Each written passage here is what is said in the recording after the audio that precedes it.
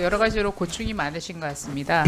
그런데 아까 그 여러 가지 이번 문제로 인해서 서울교육대학교가 굉장히 피해를 많이 받고 있다 이런 얘기를 하셨고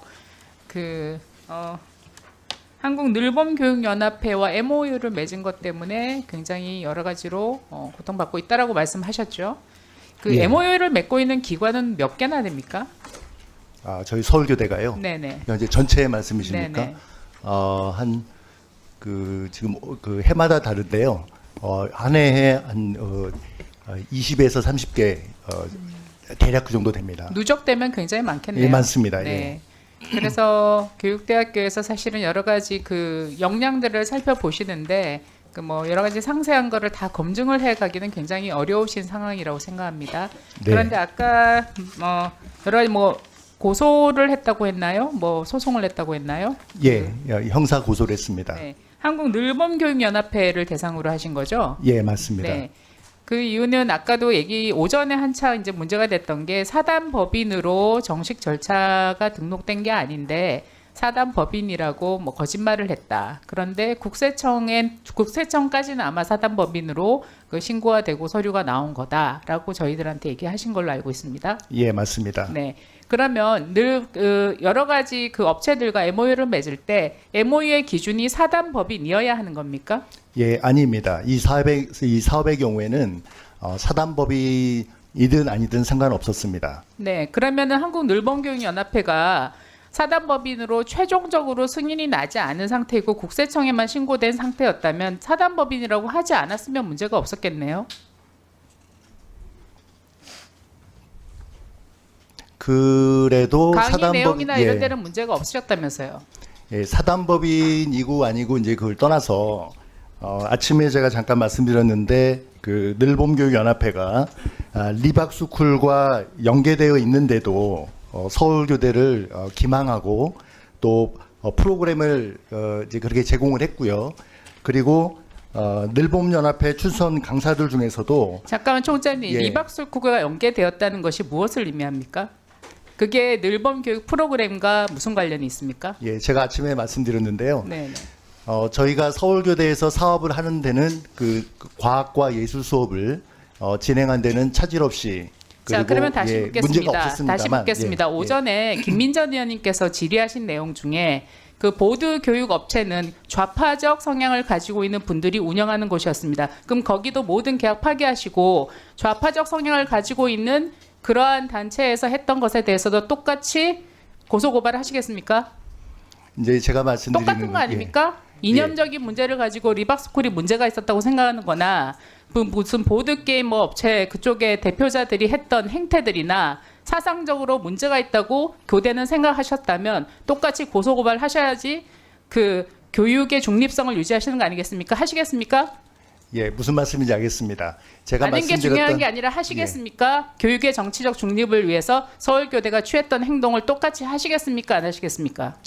리박스쿨은 우리 사회에 끼치는 여러 가지 파장이 매우 컸고 서울교대와 교육계에 피해를 끼쳤다고 생각하기 때문에 그런 경우에 한 사항입니다. 해당합니다. 김민전 의원님께서 지적하셨던 그 업체에 오늘 공개가 됐었는데요. 분명히 거기도 사상적으로 또 국가 정체성에 문제가 있는 입장을 가지고 있는 곳에서 운영을 했고 MOU를 맺었다고 알고 있습니다. 하시겠습니까? 안 하시겠습니까? 예, 저는 그 사실을 오늘에서 알았는데요. 그 해당 업체가 우리 사회와 교육계에 지대한 어떤 부정적인 그런 나쁜 영향을 미쳤다면 하겠습니다.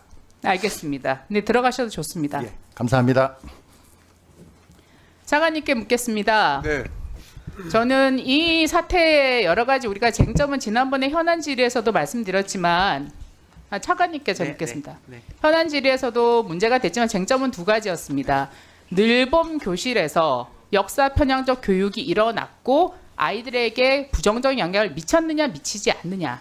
교육부가 책임져야 될 부분은 이 부분이라고 생각합니다. 네. 그다음에 두 번째, 리박스쿨이라고 뭐 속칭하는 곳에서 우리 사회에 선거에 영향을 미칠 만한 댓글 조작 사태가 있었느냐, 마치 드루킹이나 이런 것처럼 있었느냐 없었느냐입니다. 근데 그 부분은 교육위에서 저희가 소명하거나 질의할 문제는 사실 아닌 것 같습니다. 그러면 여러 차례 조사를 하신 걸로 알고 있는데요. 그쪽 강사들이 총 지금 몇 차례에 거쳐 조사하셨죠? 그 강사들이 처음에 11명이었는데 지금까지 2차 조사까지 하셨는데 총 몇 명입니까? 관련 교사들이? 2차 조사까지 해가지고 지금까지 확인된 바로는 159명으로 확인을 했습니다. 네. 그러면 그거는 어떤 기관에서 교육받은 강사들이죠? 네, 1차적으로는 저희가 1차, 2차로 나눠서 저희가 조사를 했는데요. 아니요. 토탈 해가지고 159명이 어떤 기관입니까? 네, 기관으로 보면 리박스쿨, 글로리 사회적 협동조합, 넓음교육연합회, 컨설팅 연구원, 프리덤 칼리지 장학회, 우남 네트워크, 그 모든 곳에서 기관들입니다. 강사 자격을 얻은 사람입니까? 네. 제가 알기로는 두 기관 아닙니까? 그러니까 1차적으로 저희가 조사를 진행하고 난 다음에 2차적으로 문제가 제기됐던 기관에 대해서도 추가 조사를 했을 때 요 기관에서 강사 교육을 받았거나 또는 자격증을 취득한 그런 그 강사들이 참여한 교육을 대상으로 저희가 전수 조사를 진행을 했습니다.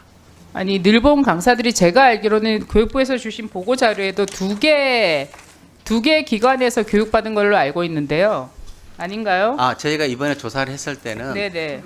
먼저 리박스쿨에서 관계 있는 기관, 네네. 그다음에 리박스쿨의 넓음 행복의 교실 강사 늘봄 교실 강사가 확인된 그 강사가 자격증을 얻은 기관이 어디냐고 물었습니다. 네네, 그 기관들이 지금 글로리 사회적 협동조합, 넓은 교육 연합회, 컨설팅 연구원, 지금 예컨대 컨설팅 연구원 같은 경우에 리박스쿨 넓음 행복이 교실의 민간 자격을 발급을 했습니다.